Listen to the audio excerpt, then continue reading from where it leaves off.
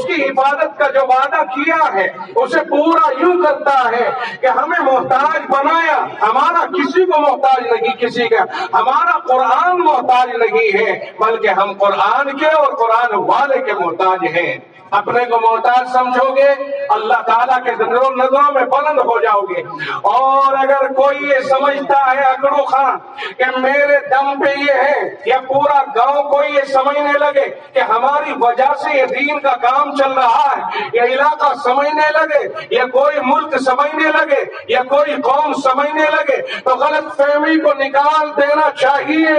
ادارے بھی محتاج نہیں، اداروں کے چلانے والے بھی محتاج نہیں، کیونکہ جس رب نے یہ کہہ دیا ہم نے ہی نازل کیا ہے، ہم ہی حفاظت کریں گے، وہ رب حفاظت کرنا خوب اچھی طرح سے جانتا ہے۔ امیروں کو ٹھکانے لگا کے غریبوں کے دلوں کو قرآن کے رکھنے کی تجوری بنا دیتا ہے۔ یہ قرآن کریم کے جو حافظ ہیں، قرآن کریم ان کے سینوں میں اللہ رب العزت نے یوں ہی نہیں رکھ دیا ہے، آخر کچھ دیکھا ہوگا، آخر کچھ دیکھا ہوگا، ورنہ نہ جانے لاکھوں کروڑوں کتنے انسان پھرتے ہیں دھکے کھاتے ہوئے۔ لیکن جسے چنا، کبھی ایسا ہوتا ہے چن لیا، ایک غریب کے بچے کو بہار سے بلا لیا، بنگال سے بلا لیا، آسام سے بلا لیا، دنیا کے کسی بھی کونے سے بلا لیا، باپ رکشا چلاتا ہے، لیکن بیٹے کے سینے میں اللہ رب العزت نے قرآن رکھ کر کے اس سینے کو اعتبار عطا فرما دیا اور صاف کر دیا اس بات کو کہ ہم کسی کے محتاج نہیں ہیں، بلکہ تم ہمارے محتاج ہو۔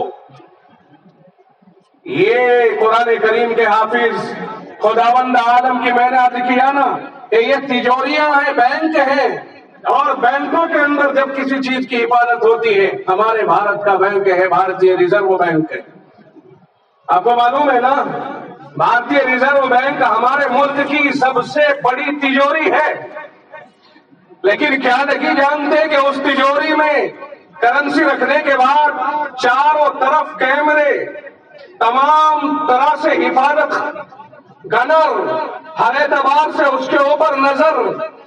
جب یہ معلوم ہو گیا، ایک عمارت کھڑی کی گئی، ہر عمارت پر ملک کی سرکار نے بھروسہ نہیں کیا، بلکہ خاص عمارت پر بھروسہ کیا، کیونکہ اس میں امانت رکھنی ہے بہت قیمتی، اس لیے اس کے اوپر بھروسہ کیا۔ پھر اس میں وہ امانت رکھ کر غفلت میں نہیں رہے کہ تالا لگا کے چل دیں، بلکہ اس عمارت کی بھی حفاظت کے لیے گارڈ کھڑے کر دیے۔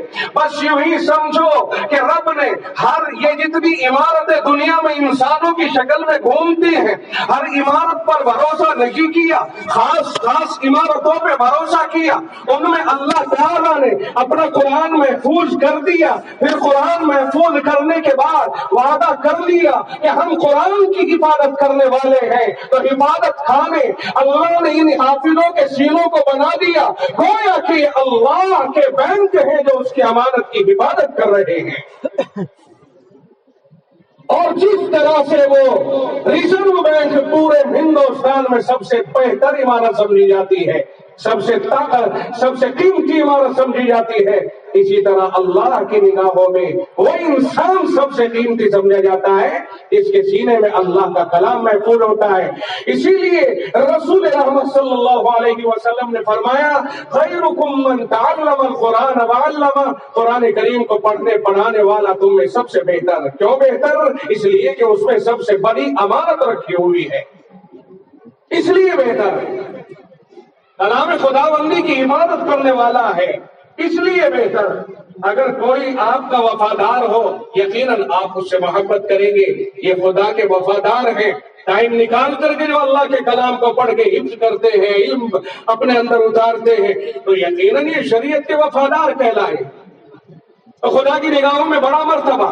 قرآن ایک ایسی چیز ہے میرے بھائی، اس حافظ قرآن کی فضیلت میں اس کو بھی اسی کے ساتھ لے رہا ہوں۔ ایک قرآن کریم کی آیت پڑھی تھی، میں اس کے اوپر چند منٹ بولوں گا، ایسا نہیں کہ مجھے یاد نہ رہا ہو کہ میں نے کیا پڑھا تھا، میں اسی کے ضمن میں یہ تمہیدی بات کر رہا ہوں کہ اللہ رب العزت نے ان عالموں اور حافظوں کا مرتبہ سب سے بڑا کیوں بنایا؟ نمازی ہے، تہجد گزار ہے، مگر حافظ قرآن کے قدموں کی دھول نہیں ہے۔ ایک زکات دینے والا مگر حافظ قرآن کے خاک پا کے برابر نہیں۔ ایک روزوں پر روزے رکھنے والا مگر وہ حافظ قرآن کے مرتبے کے قریب تک نہیں، حاجی قرآن کے حافظ کے مرتبے کے قریب تک نہیں۔ کیوں نہیں؟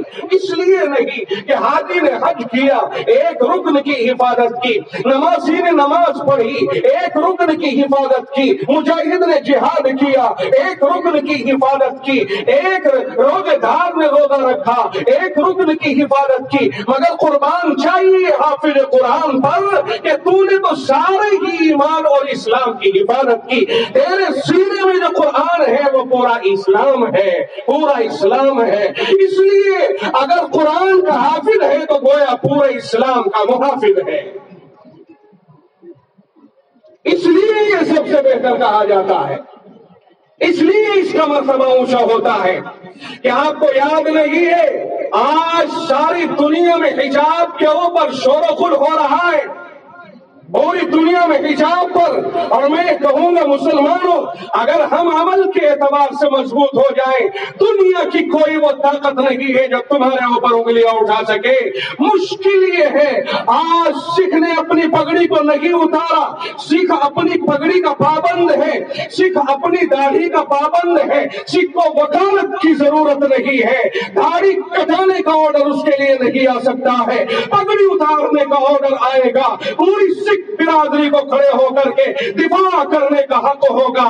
داڑھی کٹانے کا اگر آرڈر آ جائے گا، پوری سکھ برادری دنیا میں کہیں بھی ہو کھڑی ہو کر کے دفاع کرے گی۔ دنیا مانے گی، کیوں مانے گی؟ اس لیے مانے گی کہ ان کو ان یونیفارموں کے اوپر عمل کرنا پوری طرح آتا ہے۔ مسلمانوں، تمہارے لیے یوں کہا گیا آپ نوکری کریں گے تو داڑھی نہیں رکھیں گے، آپ نوکری کریں گے تو یہ نہیں کریں گے، آپ اگر یہاں آؤ گے برقعے میں نہیں آؤ گے، معاذ اللہ۔ یہ سارے کے سارے تغافاز آپ کے خلاف کیوں کھڑے ہو گئے؟ اس لیے کھڑے ہو گئے کہ آپ نے خود اس کی حفاظت نہیں کی ہے۔ داڑھی کا محافظ مسلمان تو خود نہیں ہے، ٹوپی کا محافظ تو خود نہیں ہے، پردے کا محافظ تو خود نہیں ہے۔ جب تو نے شریعت کی دھجیاں اڑائی، دوسرے کو جرأت ہو گئی کہ وہ تیرے خلاف کھڑا ہو جائے بغاوت۔ ورنہ کیا مجال، کیا مجال؟ چھوٹی سی مدینہ منورہ کی ریاست ہے اور وہاں اس چھوٹی سی ریاست سے ایران کانپ رہا ہے، شام کانپ رہا ہے، لبنان کانپ رہا ہے، ساری دنیا لرز رہی ہے۔ کیوں لرز رہی ہے؟ کہ ہر مسلمان شریعت پر عمل کرنے والا تھا، مسلمان سے نہیں، مسلمان کے عمل سے ڈر رہی ہے۔ مسلمان سے کون ڈرے؟ مسلمان کے عمل سے دنیا ڈر رہی ہے۔ آج ہم نے عمل چھوڑ دیا۔ دیکھو اپنی بچیوں کو بے پردہ، بہنوں کو بے پردہ، مائیں بے پردہ۔ میں راشوتی کی بات نہیں کر رہا، میں آپ کو ساری دنیا کی لیول پر بات کر رہا ہوں۔ پوری دنیا میں مسلمانوں کی کیفیت دیکھو، پردہ ان کے اوپر نہیں، اتار دیا پردہ تو پھر رب ذوالجلال نے تمہیں احساس دلانے کے لیے دنیا میں آواز بلند کرائی ایک لڑکی کے ذریعے۔ اس نے اللہ اکبر کہہ کے پردے کی حمایت کی، دنیا میں اس کے اوپر وائے ویلا مچ گیا۔ وہ لوگوں، حجاب کا لفظ استعمال مت کرو اپنی زبان کے اوپر، پردے کا لفظ لے کر کے آؤ۔ پردہ ساری دنیا میں مسلم ہے، پردہ ہندو بھی عورتیں کرتی ہیں، مسلم بھی کرتی ہیں، ریلیجن بھی کرتے ہیں، عیسائی بھی کرتے ہیں، سکھ بھی کرتے ہیں۔ وہ کون سے مذہب کی عورتیں ہیں جو پردہ نہیں کرتی ہیں؟ آپ نے دیکھا ہوگا پردہ ایک حیا کی نشانی ہے، پردہ ایک حیا کی نشانی ہے۔ ہر قوم کے اندر یہ حیا موجود ہے، وہ اپنے بڑوں کو دیکھ کے چہرے کے اوپر اپنی اوڑھنی کا تھوڑا سا حصہ ڈال کر اپنے آپ کو باحیا ثابت کر دیتی ہیں۔ معلوم ہوا پردہ ایک عام چیز ہے اور برقع صرف مسلمان کے ساتھ خاص ہے۔ آج نقاب نقاب کہا گیا، حجاب حجاب کہا گیا، برقع کہا گیا، حجاب مت کہو، पर्दे पे आ जाओ, हिजाब कहोगे फरीद बन जाओगे।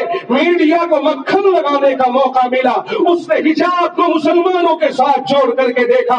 उसने कहा मुसलमानों के लिए गुंजाइश नहीं है कि वो हिजाब को लेकर के अपने स्कूलों के अंदर आए। और अगर मैं इससे आगे बढ़ करके ये कहूं कि सारी दुनिया में अगर तुम्हारे लिए पाबंदी लग जाए कि हमारे स्कूलों के अंदर कोई मुस्लिम लड़की हिजाब पहनकर नहीं आएगी, पर्दे के साथ नहीं आएगी, तो तुम्हें उसके ऊपर मैं समझता हूं एतराज नहीं होना चाहिए, इसलिए कि स्कूल उनका है। अगर उन्होंने तुम्हें मना किया है, कोई ऐसा बड़ा जुल्म नहीं हो गया, मुल्क के संविधान का वास्ता दे देकर इस तरह से राग उलापने वालों अच्छी तरह सुन लो कि रब ने हमारे लिए इस दौलत की कमी नहीं छोड़ी है, दौलत के अंबार लगा दिए गए। एक एक मुसलमान इतना बड़ा दौलतमंद है, अगर वो फैक्ट्री लगा सकता है, अपनी कौम के लिए स्कूल क्यों नहीं खोल सकता है? कॉलेज खोलने से किसने मना किया है? कौम मुस्लिम 30 करोड़ का दावा करने वाली कौम मुस्लिम के पास स्कूल अपने नहीं, कॉलेज अपने नहीं है, अपने हॉस्पिटल नहीं है, अपने इदारे नहीं है, दूसरों के इदारों के ऊपर जा करके ये कहने वालों कि हम यहाँ पर्दे के साथ आएंगे। होश करो और शर्म करो, कम से कम इस बहाने तुम्हारे लिए ये ऑफर अल्लाह की तरफ से आया है कि दुश्मन तुम्हें रोकता है, तुम्हें मैंने दौलत दी है, अपनी दौलत को काम में लाकर कॉलेज तैयार करो। बात नहीं समझ में आई? शर्म आनी चाहिए हम मुसलमानों को। पर्दा और पर्दा, स्कूल अपने तैयार क्यों नहीं किए? लड़ रहे हैं लोगों के साथ जाकर के, उनके अपने कॉलेज है, अगर वो ये कहते हैं कि हम तो पर्दे में नहीं आने देते, हम समझते हैं ठीक है, हमें खूब शोर मचाते हैं कि मुल्क का संविधान ऐसा है ऐसा है और हमें इजाजत दे रहा है, मगर मिल्कियत भी तो कोई चीज होती है। वो अपने स्कूल के मालिक, आपका ये स्कूल है, आपका ये इदारा है, अगर कोई आए आपसे यूं कहे हम टाई लगाकर पैंट पहनकर टी शर्ट में हम इस तरह इस स्कूल में आएंगे, आप फौरी तौर पर रोक लगाओगे? हरगिज नहीं। इसका यूनिफॉर्म है, कुर्ता और पजामा और टोपी, आपने क्यों रुकावट डाली? एक हरिजन का लड़का कहता है हम रचौती के मदरसे में स्कूल है, मुल्क का है, हिंदुस्तान का है, संविधान हमें इजाजत दे रहा है, हम यहाँ जाएंगे कच्छा पहनकर, हमें कौन होते हैं ये राजौती के मातमीम साहिब रोकने वाले? आप कहोगे नहीं, हमारे मदरसे का ये ज़ाब्ता नहीं, फिर वो भी कहते हैं हमारा ये ज़ाब्ता नहीं, फिर तुम कौन होते हो शोर मचाने वाले? हाय हाय क्या हो गया मुसलमानों, इदारे कायम करो। मुझे इससे इख्तिलाफ नहीं है कि मैं दुश्मन की हिमायत नहीं कर रहा हूँ, रब की कसम में आपको एहसास दिलाने के लिए तज्जिया कर रहा हूँ। मौलवी साहब याद रखो ये हो क्या रहा है दुनिया में। हिजाब का लफ्ज अपनी जबान से उतार लो। हिजाब क्या चीज है? एक लफ्ज आम है, आसान है, पर्दा। इसे अपनी जबान पे लाइए, इंशाअल्लाह हर कौम आपकी हिमायत करेगी। हिजाब सियासी जुमला बन गया, हिजाब पर सियासत चल रही है, इसलिए बेपढ़े लिखे लोग अनाड़ी, मैं अगर उनको कहूं कि किराए के पिल्ले और किराए के टट्टू जाकर के डिबेट पर बैठते हैं, ये 5-5 हजार के लालची, इनके पास इल्म नहीं होता, 5 हजार के लालच में ये अपनी भी नाक कटाते हैं और कौम मुस्लिम की भी नाक कटाने की कोशिश करते हैं। जो डिबेट करते हैं मुसलमानों की तरफ से, ये सब किराए के टट्टू होते हैं। ये कोई इनमें से पढ़ा लिखा ऐसा नहीं होता जो जवाबदेह हो सके। ये लालची, क्या जरूरत पड़ी है किसी मौलवी नुमा को डिबेट में जाने के अपनी बेइज्जती कराने की? क्या जरूरत? वहां एंकर वही होते हैं, वहां जवाब देने वाले, सवाल करने वाले वही होते हैं। तुम्हारी चलेगी क्या? बेवकूफी नहीं है डिबेट पे जाना तो क्या है? कोई मौलवी नुमा अगर डिबेट पर जाता है तो जाहिल इब्ने जाहिल अबू जहल है। जरूरत नहीं है डिबेट पर जाने की। جب تمہاری بات ذرا پکی سی ہو کر کے آئے گی تمہارے سامنے سے فوراً مائک ہٹا لیا جائے گا، تم کرو گے کیا؟ لوگ سوچتے ہیں میں ڈیبیٹ پہ جاؤں گا دنیا مجھے دیکھے گی، اسلام کی گردن جھکا رہے ہیں، اسلام کا سر جھکا رہے ہیں۔ علم ہے نہیں، جا کر کے وہاں منہ شگافیاں کرتے ہیں، بدتمیزیاں کرتے ہیں، اور نہ جانے کیا کیا باتیں سنتے ہیں ان لوگوں سے۔ ضرورت کیا پڑی ہے ان لوگوں کو جانے کی؟ حجاب کے اوپر دنیا بھر کے اندر سیاستیں گرما رہی ہیں۔ حجاب تو پردہ ہے اصل، یہ پردہ، اور رہا یہ برقع جو آج کے دور کا برقع ہے، یہ ٹیلروں کا فیشن ہے، شریعت میں اس کی کوئی کسی قسم کی حیثیت نہیں ہے، ٹیلروں کا فیشن ہے۔ شریعت میں تو یہ ہے کہ ایک بڑی سی چادر لی، عورت نے اپنے آپ کو لپیٹ لیا، اس کے اندر چہرہ چھپا لیا، یوں اوڑھ لی، اب نظر لگی آ رہی ہے وہ کوئی بوڑھی ہے کہ جوان ہے کہ کوئی بدمعاش اس کے اوپر نظر ڈالے۔ میری بات اسی طرح سمجھنا جیسے میں کہہ رہا ہوں۔ کبھی آپ اپنے اعتبار سے اس کی وضاحت کرو کہ برقعے کی برائی کر رہا، برقعے کی برائی نہیں کر رہا میں کر رہا ہوں اس فیشن کی برائی جو ٹیلروں نے اس میں نکالے ہیں۔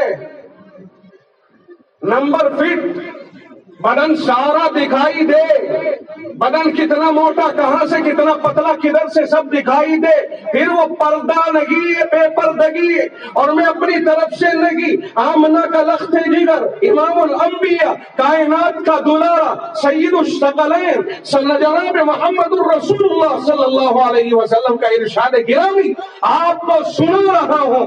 آقا نے ارشاد فرمایا، رب کاسیات عاریات، بہت سی عورتیں کپڑا پہنے ہوئے بھی ہیں مگر ننگی ہیں۔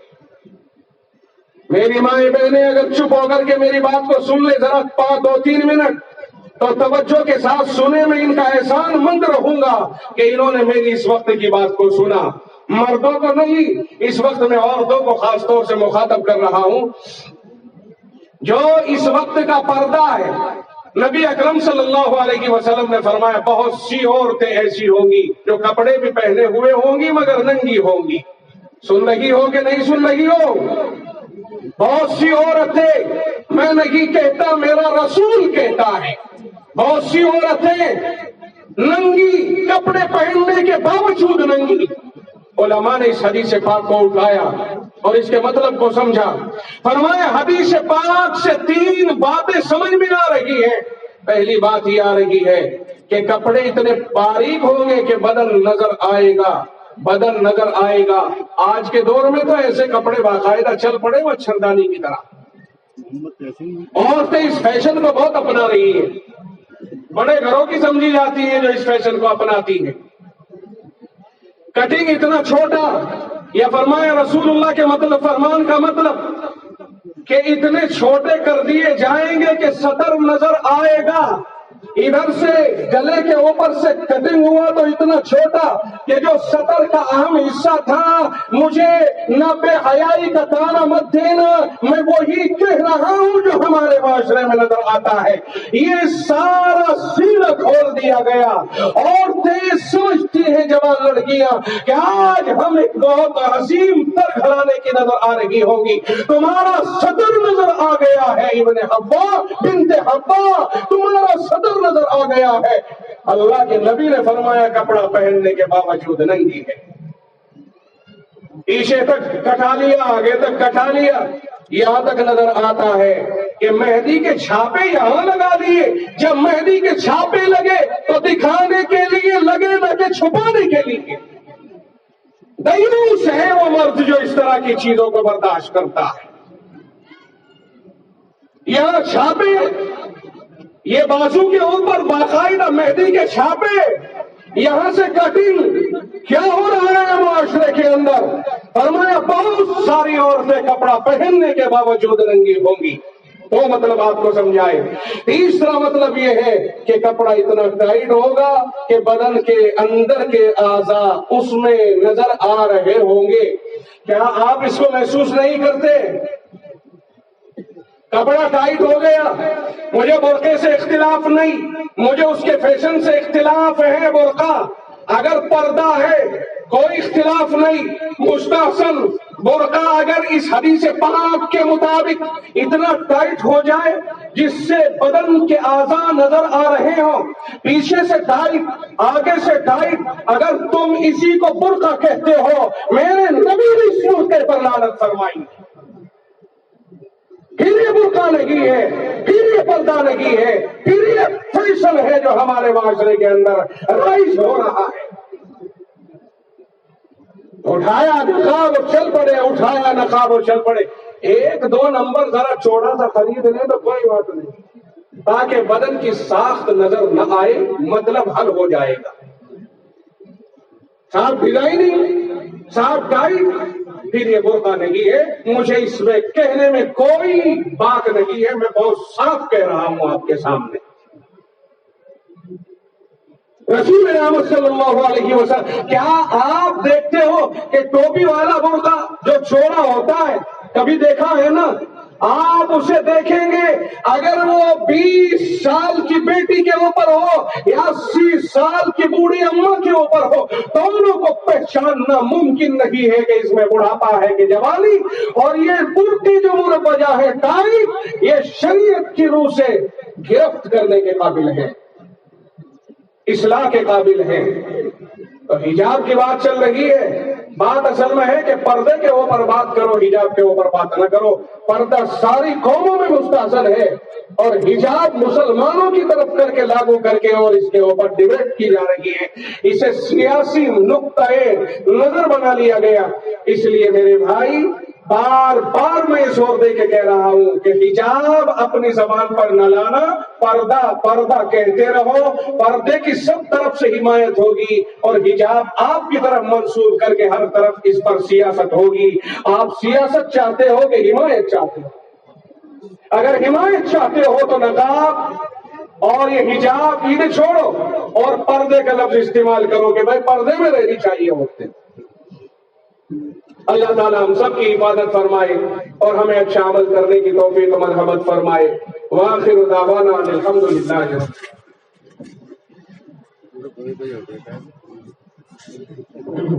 اب اذان ہوگی اور پھر انشاءاللہ فوراً جماعت ہوگی، اس کے بعد میں دوسری نشست کا آغاز ہوگا۔